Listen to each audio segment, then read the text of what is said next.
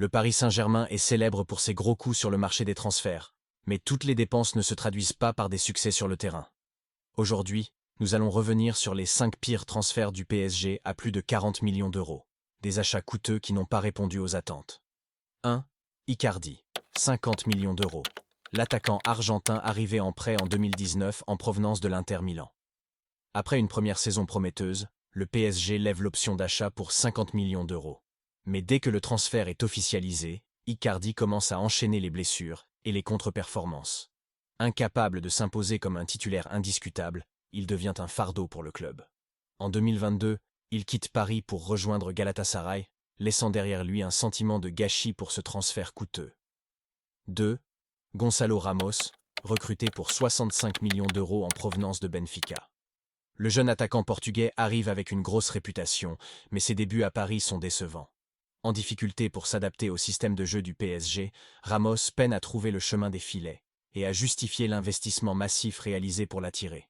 Bien que le temps puisse encore jouer en sa faveur, ses premières performances ont déjà soulevé des doutes quant à sa capacité à s'imposer dans un club de l'envergure du PSG. 3. Draxler. Arrivé en janvier 2017 pour 50 millions d'euros en provenance d'Allemagne, Draxler était censé apporter de la créativité et de la profondeur à l'attaque parisienne. S'il a connu quelques bons moments à ses débuts, lorsque Neymar est arrivé à son poste, il a lâché l'affaire. Le milieu allemand n'a plus jamais réussi à s'imposer comme un titulaire indiscutable. Ses performances irrégulières et son manque d'impact dans les grands matchs ont rapidement fait de lui un joueur de rotation. Finalement, Draxler a été prêté, puis transféré au Qatar, marquant un échec retentissant pour ce transfert qui n'a jamais répondu aux attentes. 4. Leandro Paredes. Le PSG dépense 50 millions d'euros pour s'attacher les services du milieu de terrain argentin du Zénith Saint-Pétersbourg. Malgré son potentiel et son rôle supposé de stabilisateur au milieu de terrain, Paredes n'a jamais vraiment réussi à s'imposer au PSG. Critiqué pour son irrégularité et son manque d'impact, il n'a jamais pu devenir un élément clé de l'équipe.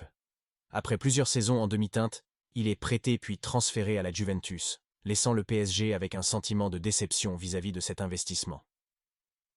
5. Randal Kolo Muani, acheté pour 90 millions d'euros en 2023 en provenance de Francfort, représente l'un des transferts les plus coûteux du PSG. Le jeune attaquant français est attendu comme le fer de lance de l'attaque parisienne.